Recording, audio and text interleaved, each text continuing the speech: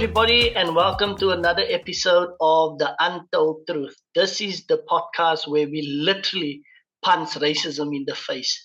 And tonight, there is no other business. We're going to do it again, and we're going to hit it hard because tonight we have one of those heavyweights punching in tonight. We have Dr. Pedro Mzileni here with us. Such an amazing opportunity to have him. Who is he, you asking? Well, Dr. Pedro Mzileni is a senior lecturer at the Department of Sociology at the University of Zululand and a research associate at the Raymond Mhlaba Centre for Governance and Leadership at Nelson Mandela University. His research areas are on higher education studies, decolonisation, African thought, sociological theory, and spatial transformation. He also writes columns for Jazeera English International. And that is not all, but we're not here about reading bios. We're here to hear the person speak to us. Dr. Mzileni, welcome, my brother. Sure. Thank you so much for the invitation, and good evening to you and also to all your viewers. Thank you, my brother. So we're not going to waste any time tonight. We want to get as much from you as possible. We know you hold a wealth of information as it relates to social justice, racial justice in this country. So we want to hear and know more from you. So first off, let's start with just giving us some insight. Who is Pedro Mzileni? Who's this guy that we are talking to today? Well, I teach sociology at the University of Zululand, as you said, but I come from a small township community called Zwelitsha. Zwelitsha is a township of Black cheap laborers who were taken after centuries of land dispossession in the region of the Eastern Cape. They were moved towards the East London Ocean. This is on the south east region of South Africa. In that region, there were centuries of settler colonialism and land dispossession dating as far back as the 1600s. And of course, there were also armed struggles of resistance. They ran for centuries in the 16th, 17th, 18th, 19th, and the 20th century in that region. And then Black people in the 1950s were then moved towards the King Williamstown region to work as cheap laborers in the factories that were built by German and British settlers in that region. So the township emerges as a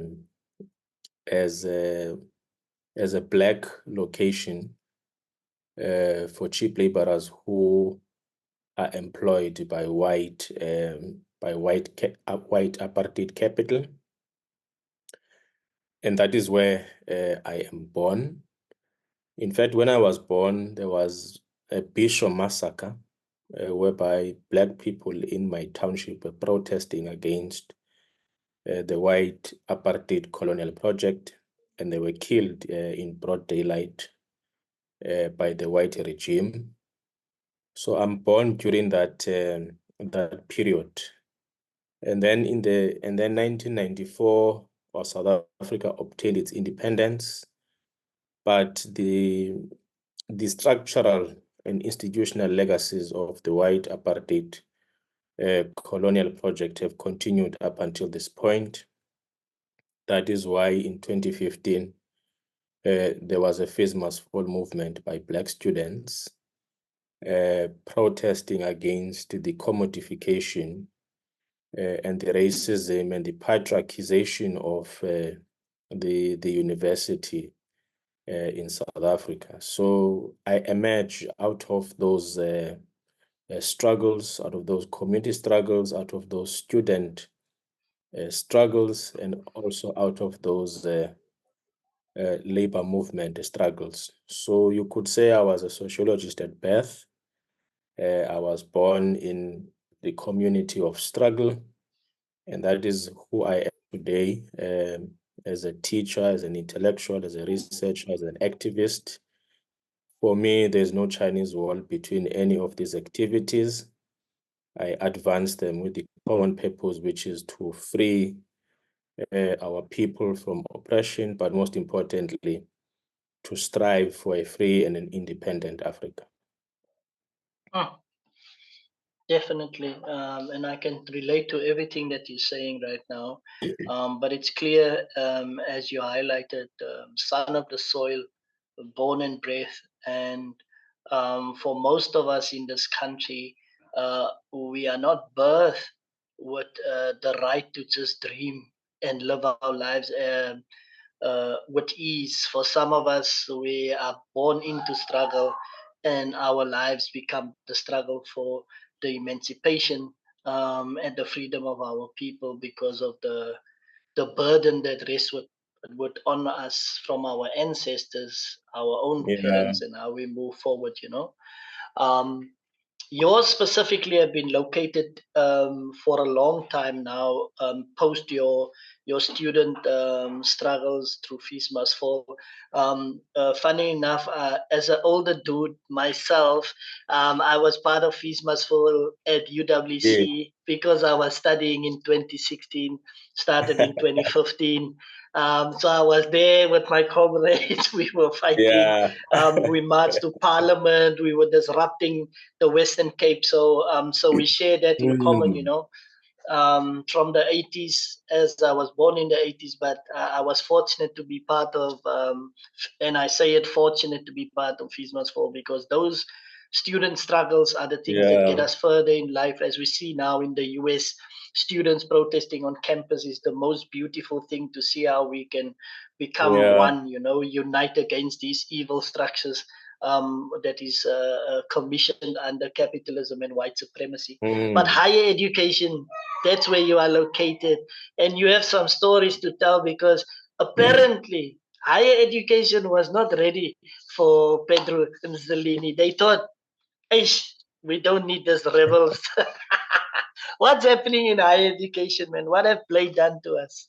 uh, no, higher education is undergoing a crisis at the moment.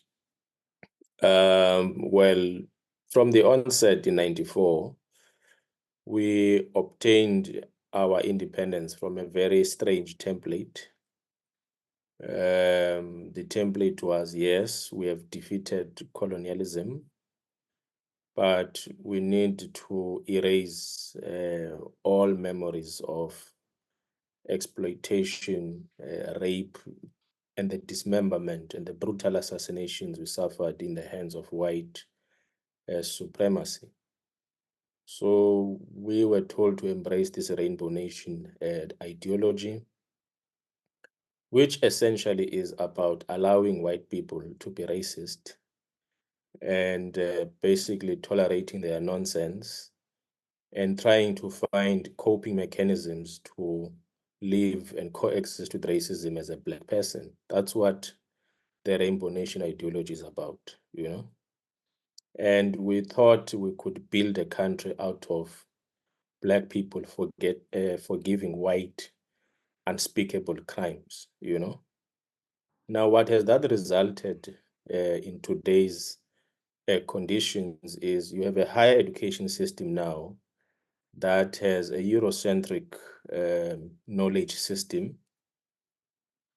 where white people appear as the theorists and the authority and the supervisors, not only in the curriculum, but also in the general social relations of the university.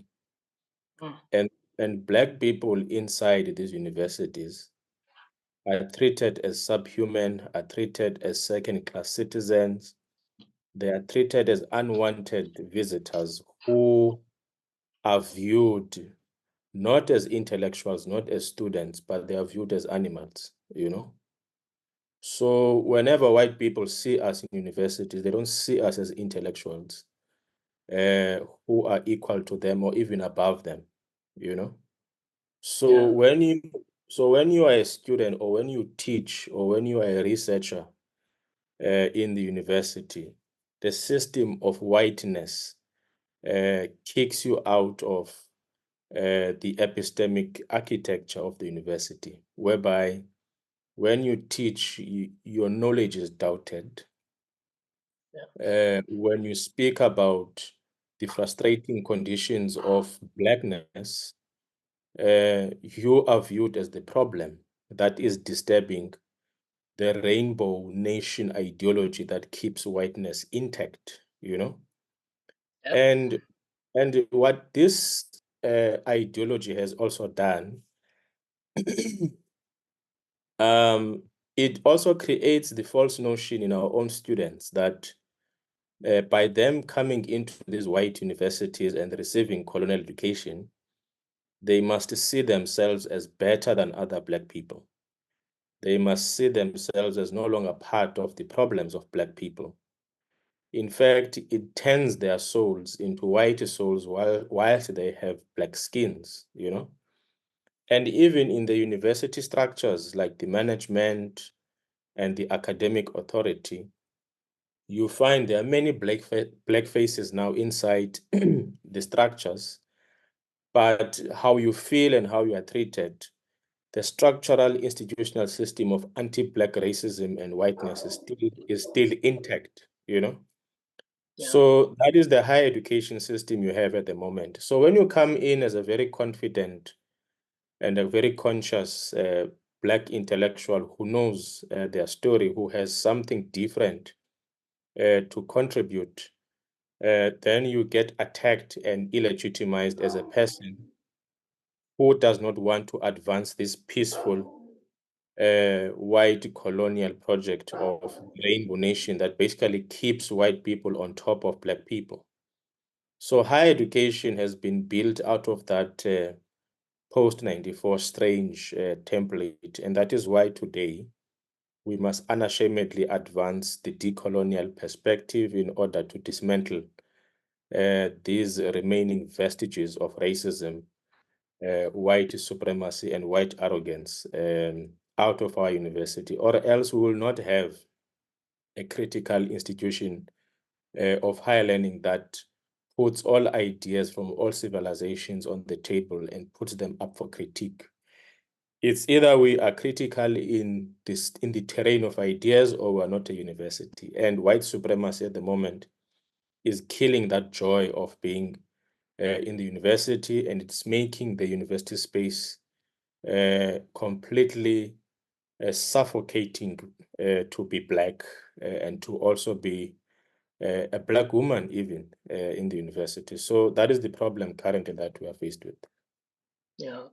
And such a big problem indeed, because at the end of the day, apartheid was a system to box us in to certain ideas and concepts, and maintaining that ideas and concept is keeping us locked up in the same system, even though it apparently doesn't exist anymore. I mean, you would be shocked to know that UWC, being a Black university, when Yeah. I was applying for my PhD at UWC, having wanted to investigate white consciousness, they refused to accept my PhD and rejected me. Mm. Also because I was too active and too loud in terms of calling them out on their nonsense, on this internal racism that they were portraying with that white souls that you are referring to. And Yeah. so now I am at the heart of apartheid, the birthplace of apartheid at Stellenbosch University, where I'm even more of a problematic character for these institutions. And if I promise, I think they made this mistake by allowing this character inside, and now every attempt is on the table to get rid of this character. So Yeah. investigations and rumors and that is a natural order, similar to how Stratcom used to do it. They do it the same way today. And so I can align to the conversation you are having. And it's it's disheartening because, like you say, a lot of these young black individuals, we come into these spaces with the hope of being transformative, making a difference and so forth. And what I found, and you can speak to this, is that system of white supremacy, it breaks black people, literally break us, the traumatic experiences of being denied our reality because we Yeah, look like the crazy ones because of their abnormal system that they're forcing on us. I found it multiple times, and black people saying to me, I've tried it, my brother. You are wasting your time. We are leaving this project and we are going somewhere else. yeah, We walk away a lot of the time. And then, coupled to that, I want you to speak to the fact that we have all these older people with credentials, right? I want to say names, but I think let me keep the names for now. We know who they are at Stellenbosch. These people with credentials from the struggle that is currently, for example, at Stellenbosch. And the sad part about that is, and what I found over the last few years is, you yeah. look to them, to oppose this system and come alongside you, but they will come alongside you to come and keep you down so that you don't Yeah. make too much noise because it will destabilize their comforts that they have adopted as white cultural practitioners. Well, the very essence of being white and identifying as a white person is an identity birthed out of racism. You cannot be white unless there are black people below you. Mm, That was the design of the apartheid project. Now, the apartheid project told white people that racism is correct. It's what will secure their economic power. It's what also will design the social and the political power for them. And universities were central in that project because universities were basically there to package that into a set of knowledge systems in order to drive the supremacy of white people as the norm in our heads. That is why the education system they offer in the curriculum is so Eurocentric, it's so white, and also it is so male orientated. It wants to drive and cement this ideology of white apartheid supremacy. So when you come in as a black person in such an institution,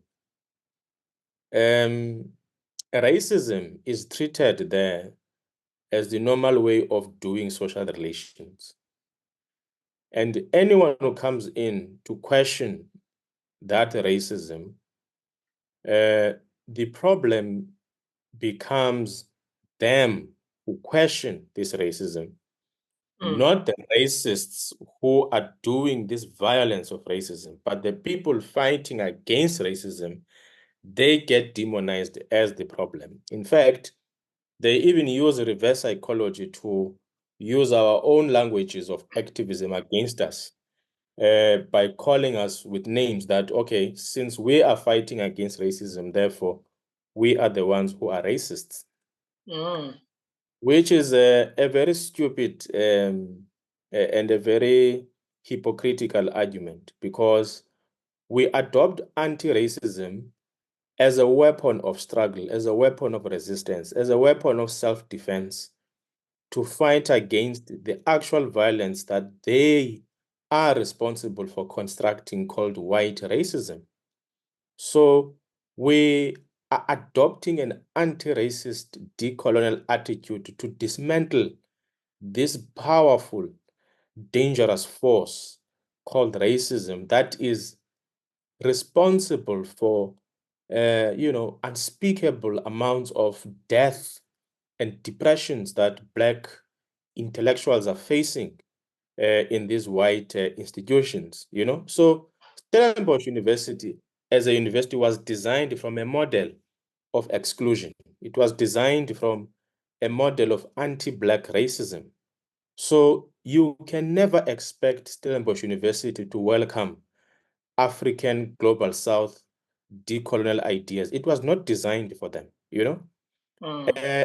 Also, the economies that are supporting this racist colonial agenda of Stellenbosch University themselves, they are also invested in the university to make sure that it remains a white island for racists and for white people to feel comfortable and enjoy a good quality of life despite the unspeakable crimes that they're trying to commit.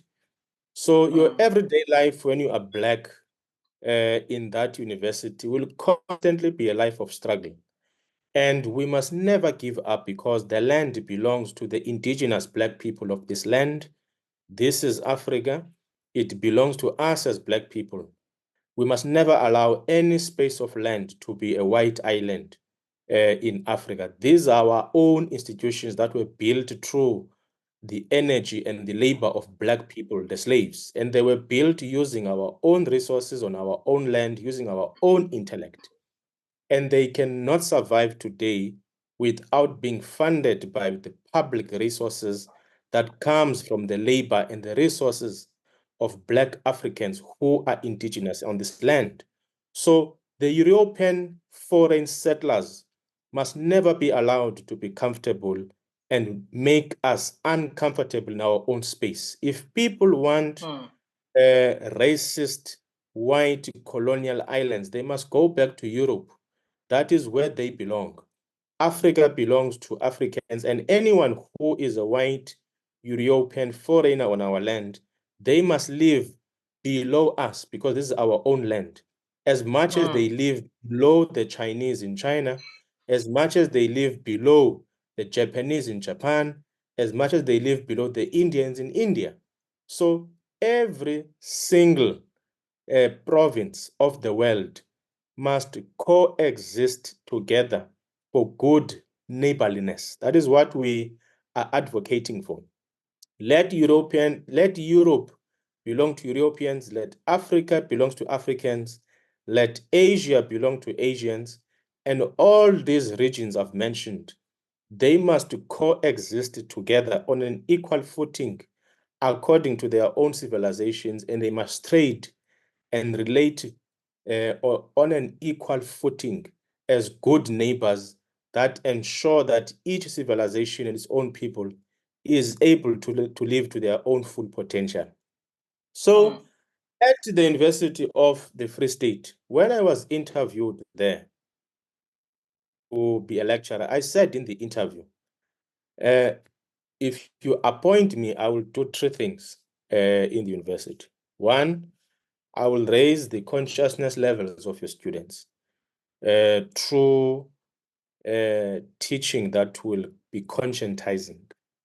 So I will introduce them to intensive reading and intensive writing to raise their consciousness levels. That's number one.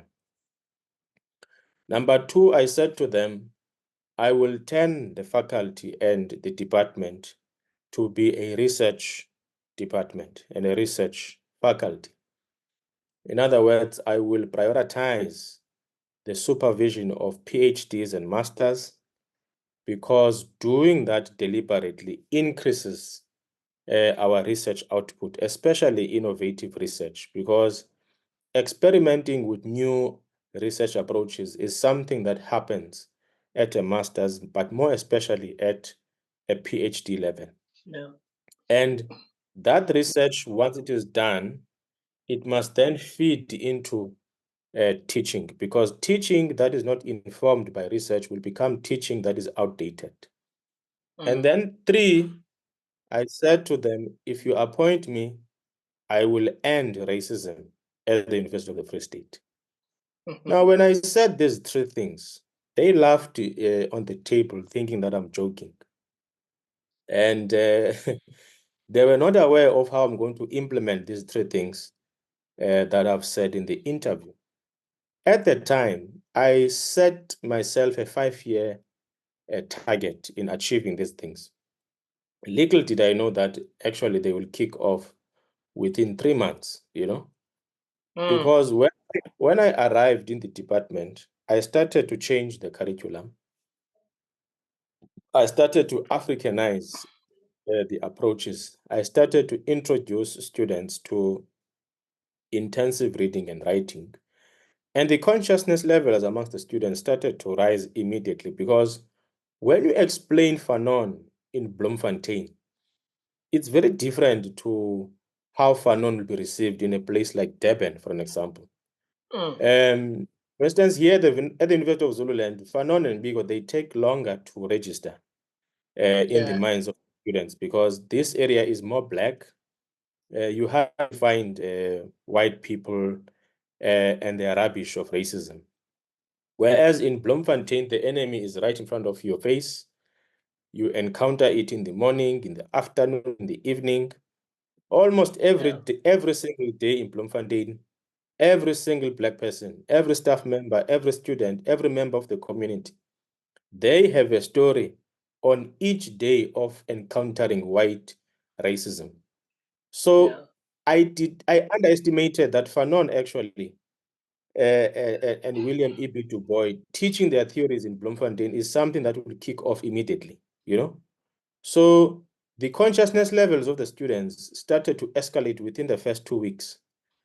And you started to see confidence in Black students to confront whiteness, you know? And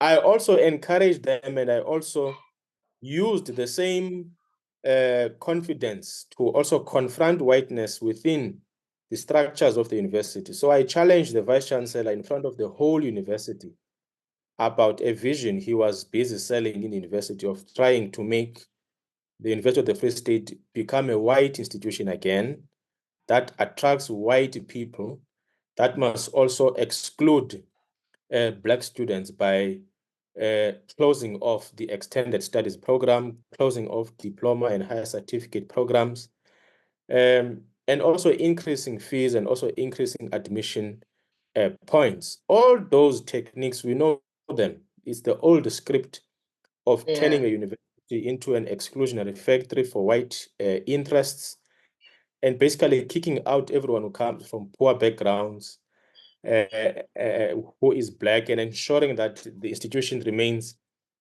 a white island.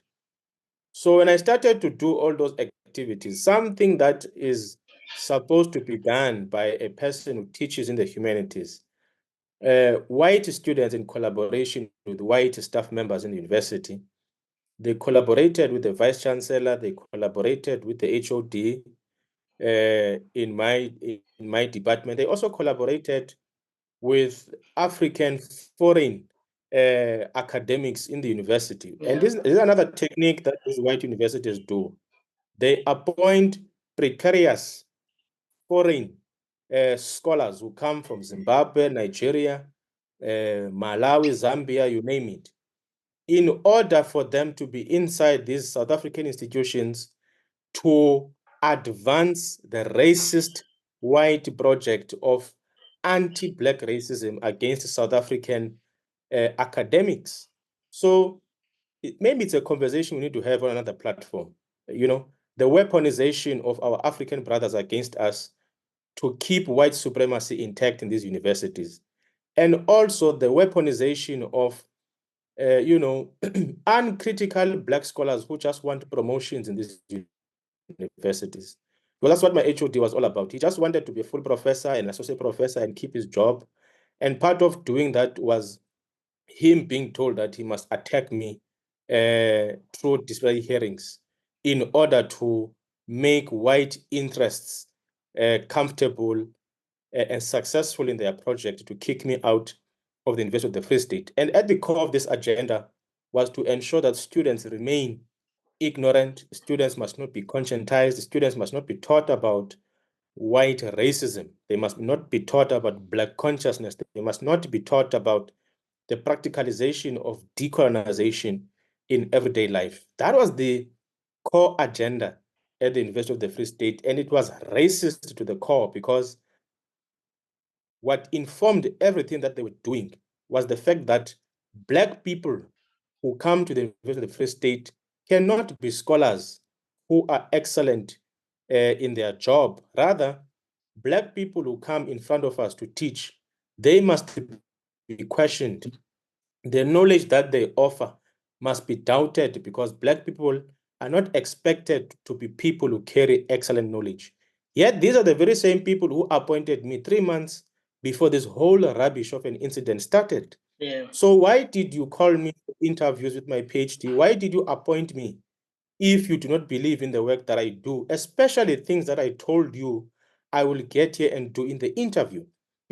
So that whole thing that happened there was the highest order of rubbish and racism you could find in the system and the sector of higher education at the moment. And I'm proud that I won all those cases. I defeated them in their own terrain about their own racist nonsense. And I left their university according to my own terms. And also, I left behind a huge army of conscientized Black students who are going to continue the work that I was doing, including colleagues who were in solidarity with me during that battle. So we are not defeated at all. We soldier on, we're still alive. We're still going to continue the work of dismantling white supremacy in higher education. And that is why I'm still here standing in the sector, still teaching with my integrity and my pride held intact. I have never sold out anybody. I have never betrayed any soul. I remain highly committed, driven by decolonial love with all my students and all my colleagues, whether they are in Bloemfontein, Durban, Cape Town, including yourself and others. I see everyone as a brother, as a comrade, as a sister, and we are working together to achieve the free, independent Africa that we all envision in our lifetime. Absolutely. I think that's so well said, and I cannot but agree with you 100% on everything that you said. I think if we can continue by speaking about our current elections coming up next week. We are sitting in a situation where the ruling party, the ANC, have left us with very little hope in the country. But if we are really honest with ourselves, the upcoming ones that are fighting for that seat are not bringing any big baskets of hope with themselves. A lot of them have been supported and funded through white monopoly capital, white supremacist funding, the likes of Musi Maimane, Herman Mashaba, Gayton McKenzie. All these characters come with this attachment to white supremacy. And so, not promoting the ANC at all, but when we think about it, uh, we don't have many black options that are genuinely black options in this country. So, how are Yeah. we to deal with that? Well, the ANC, since it came into power, it has provided one option, which says that if you are Black and you want to have dignity and be successful, then you need to integrate yourself into white systems. That's what transformation basically is. Occupying white colonial institutions as Black faces whilst maintaining white structures and white power intact. And all that it has done was to basically deliver only the most basic of rights to people. So we go to schools, we get a full meal, we get to university with student loans, we have debts and pavements and all of that. But beyond that, the land and the control of the economy and the whole structure of society remains in the hands of the white colonial project. We are South Africans, but we own absolutely nothing in South Africa as Black people. And we continue being second-class citizens who live below white people in our own land with zero dignity. And we continue being cheap laborers who work all our lives for peanuts. And we have absolutely nothing to for the lives that we live. So we remain a people without souls. We are landless, we are exploited, we are oppressed. Basically, we remain subhuman.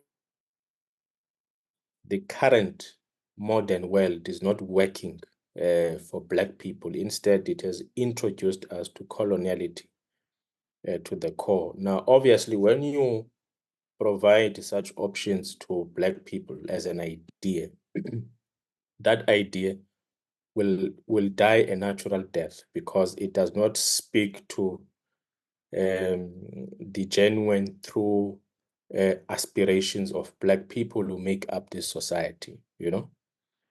The ideas that will live forever are the ideas that big or advanced, the idea of Black consciousness, Black self-reliance, Black loves, Black unity, Black independence, and the ownership and control of the land in order to restore our languages, our cultures, our memories, you know, basically to call our own souls ours. That is what is going to live as an idea into the future. So the movements that you see emerging, you know, and those that are completely, you know, started off the desk of the Oppenheimers and the Ruperts and the Stellenbosch white establishment, such as Rise Mzansi, the DA, you know, the Freedom Front Plus, BOSA, all these organizations occupied by Black faces, they will add absolutely no value to the quality of life that Black people need at the moment. I think the future is on movements that belong into the hands of the people, that advance our agenda for the restoration of the land and for the punishment of white people for the unspeakable crimes they've committed. We want reparations for colonialism and apartheid. We want total ownership and control of the land. And when we say the land, we're talking about the entire land, all land. We want it in our own hands so that we can determine our own future, feed ourselves, secure ourselves, bury our loved ones, trace our ancestral heritages, play golf, build homes, build families, build our own wealth, basically build everything we deserve in our own land as Africans. That is what we want. That is what we are calling for. That is what we are going to surface as an idea that will live for many generations to come. So I think for the future, what is going to happen is there's going to be an emergence of many Black grassroots movements who must all unite with a common program of advancing the interests of Black people using Pan-African Black consciousness as the agenda that is driving that program. So I would urge any voter to support any movement that belongs to the grassroots, any movement that emerges out of the concerns of the workers, the concerns of the students, the concerns of Black communities, the concerns of women and children. Those are the movements that we must support. And you will see in the election results on the 29th of May, all movements that represent the interests of Black people, the enslaved, the oppressed, the exploited are going to grow. And all those who represent ideas of the past, they are going to collapse. White people are going to unite as a racist white bloc. They are going to vote for the Freedom Front Plus. And Black people, on the other hand, they are also going to unite heavily. And they are going to vote for AZAPO, the PAC, the EFF, and all these organizations that I've mentioned, which bend more towards the broad African left. Because such organizations, as I've said, are advancing the ideas and the aspirations of the Black working class.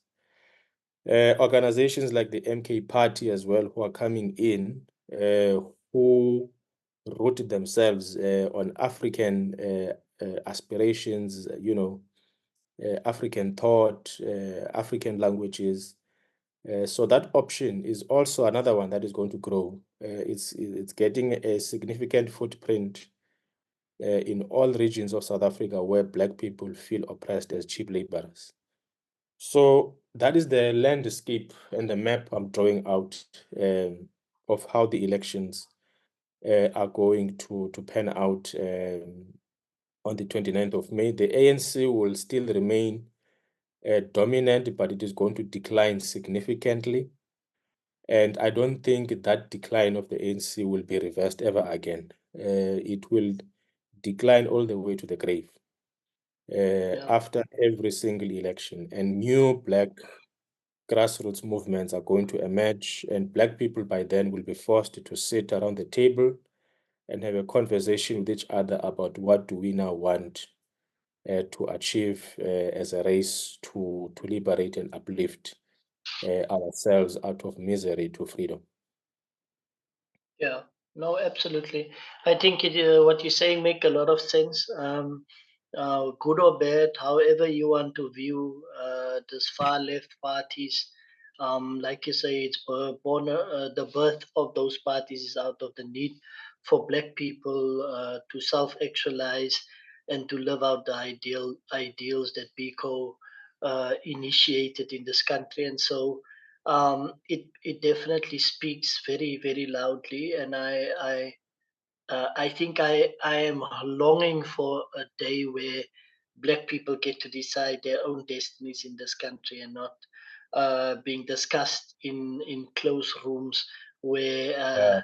some Black people with white souls are speaking on our behalf, not Mm, with the intention to move us forward, but with the intention to move them and their families forward. So absolutely about that life, and I hope that, like you predicted, I too believe that it will end up in that way. I think yeah. as we wind down, one of the things um, that I wanted to check with you. There's two more things that I want to talk to. Is silence is violence. A lot of our colleagues, or should I say, brothers and sisters, would observe the system clamping down on our attempts to overthrow the system. And our colleagues are of the opinion that if they stay silent and stay out of the way, Yeah. they are serving some purpose in the struggle. And I doubt that they are serving any other purpose than to side with the oppressor when they remain silent. Yeah. How are we going to address this, man? How are we going to get them to forego their privilege and their comforts so that they can Mm, fight for a greater prize of true freedom down the line? yeah. Well, the problem with that, with silence, it emerges out of the low levels of consciousness, because you see violence taking place in front of you, and you immediately think about yourself as an individual. You become self-obsessed. You generate a self-interest that no, Edwin can suffer and be crushed as long as I personally am safe and my children are able to eat and I have a secure job, then everything else is fine. That mentality emerges out of a low level of consciousness, because if you understand white supremacy as a system, you will realize that whether you are a Black person who chooses to speak out or you choose to be silent, both of you are vulnerable to the white system. It will crush you one way or the other. If it is not you this year, definitely it will be you next year. So Mm, whether people are violent or non-violent, the white project is coming for each one of them to crush them to death. When you are Black, you are the only race that is Black across the whole world. You know, in Germany, I am Black.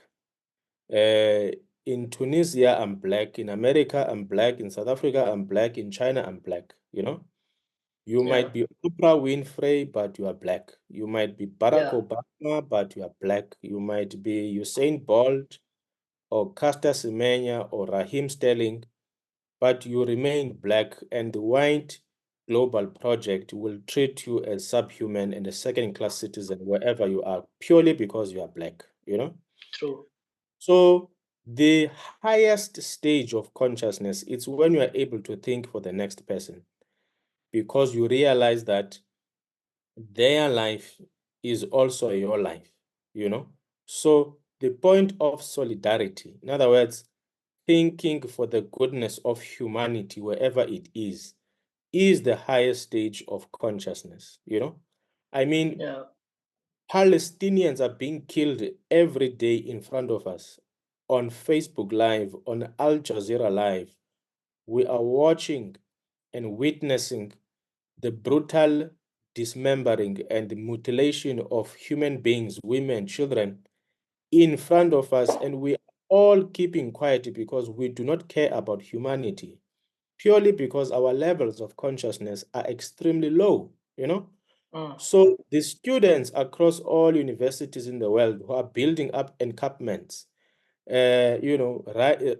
rising up to shut down universities and calling for disinvestment out of Israel, calling for sanctions against Israel, calling for arrests for all those who are complicit in the genocide and the colonialism in Israel, officials and the military of Israel, including the European Union and the United States, that are all complicit in arming Israel to continue the slaughter of the Palestinian people. When you pledge solidarity with those people, it means you care about humanity. It means your consciousness levels are high and no violence will take place in front of you and you will keep quiet. So the culture of silence is a culture of neoliberalism. It's the culture of thinking about yourself, of being individualistic, of being materialistic, of being self-centered, of basically of being stupid, you know, because Yeah. you think that by keeping quiet you are safe, yet by keeping quiet you are advancing the slaughter and the oppression of your own people, including yourself. Because when they see that, okay, advancing racism in front of you means you keep quiet, you are enabling the behavior and you are indirectly also telling them that next week they can also come after you, you know?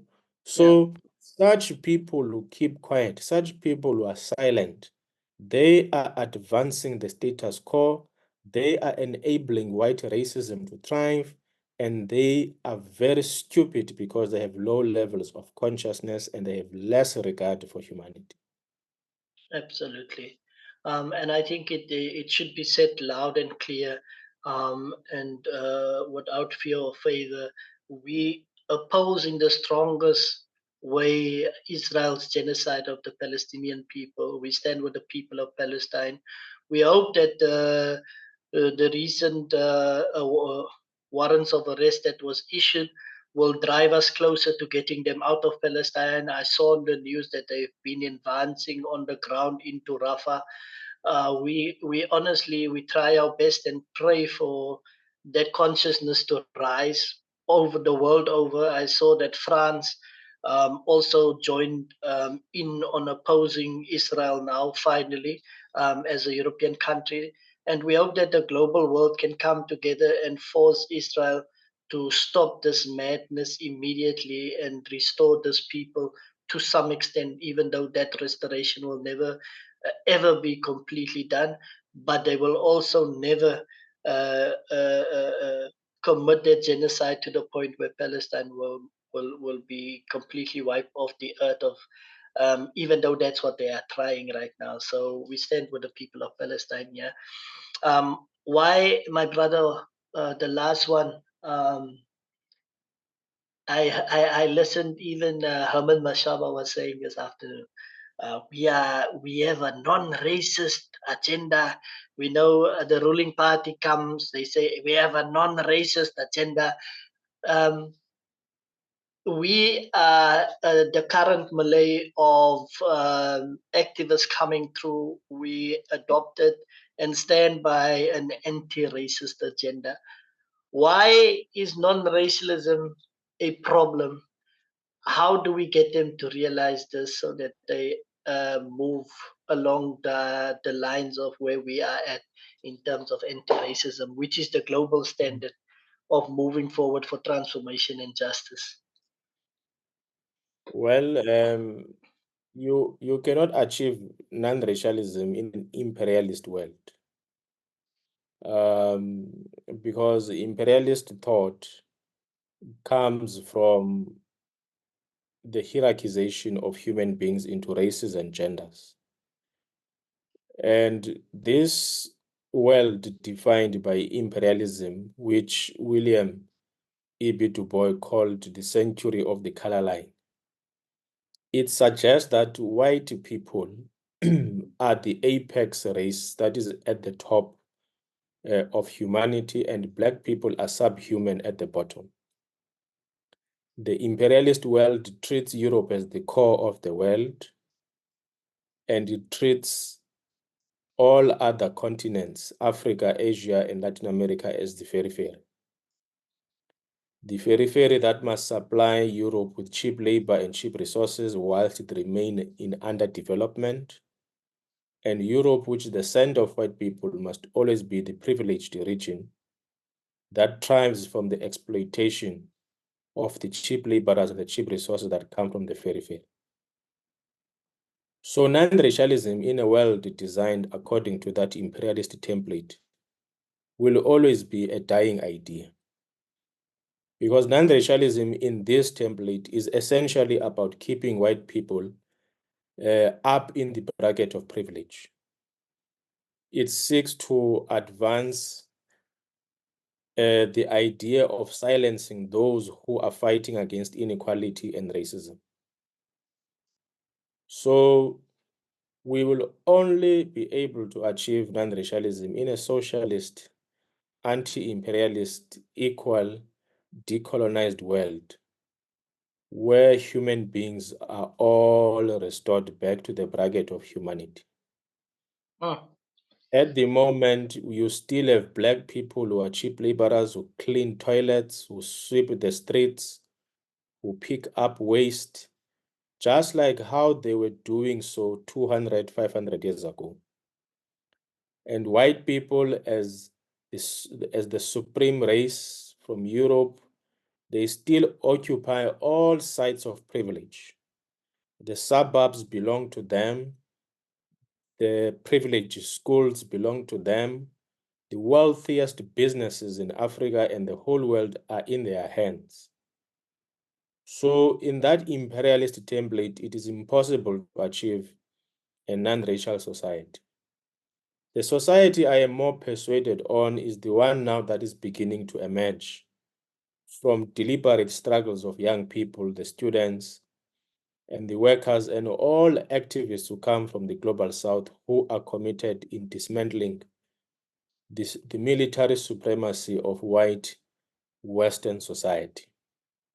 So the rise of China, the rise of Russia, the rise of Africa, and the rise of Latin America, the alliance of the BRICS, and the alliance of all movements of the oppressed, the uplifting of the Palestinian people and their recognition, the advancement of decolonizations in institutions of higher learning, basically all efforts by Black people, the oppressed and the working class, is the option of a different decolonial civilization that I want to be part of. It is only the non-racialism of the people that will be achieved, not the non-racialism of the elites and political interests who sleep in the same bed with white colonial supremacist interests who want to throw non-racialism as a tool to exploit people and make profits and maintain the white project. We must reject that non-racialism of imperialism, but we must advance the non-racialism of the people where all of us in Africa, we begin to love one another. We begin to reject all these artificial divisions that have been placed amongst ourselves, but we must see each other as human beings. love one another wherever we are in the world, whether you're in the diaspora or in Europe. People like Chiara, if I'm pronouncing it correctly, I'm sorry. You might be in Germany, but we know your ideas are for those who come from the global south. So being in the global south is not a physical geographic phenomenon, but it is a phenomenon of power. In other words, you can be in Germany and still think for the women and the cheap laborers and the black people of the south. So such people, wherever they are in the world, they are our friends. And we must continue to love them, organize and mobilize with them to achieve the freedom that we are all fighting for. That is the non-racial option I am more committed to, not this one of Raymond Mhlaba and Oppenheimer. I appreciate that, my brother. I think the something that you said in one of your interviews that I listened to, which is something that I can relate to so heavily. So when I do this work, I normally use humor because these things are too heavy for us not to laugh about this. And you said yourself you also use humor because hey, we can't do this without laughing about this shit. So Mm, I think that is something that is critical as we move forward with this agenda. We have to laugh about it because sometimes the reality of what we are facing, um, if you don't laugh, you will cry. and so mm, and so we have to laugh about it. very true. And it's a laughing matter in the sense that um, tonight we are laughing very loud about this idea that white people might think that um, the white enclaves that they have built for them will be long lasting. I think that is the funniest shit I've ever heard because we are more determined now than ever Mm, to get rid of those enclaves. And tonight have been another step closer to achieving that goal by having this yeah, conversation with you. So we appreciate your time, man. We appreciate.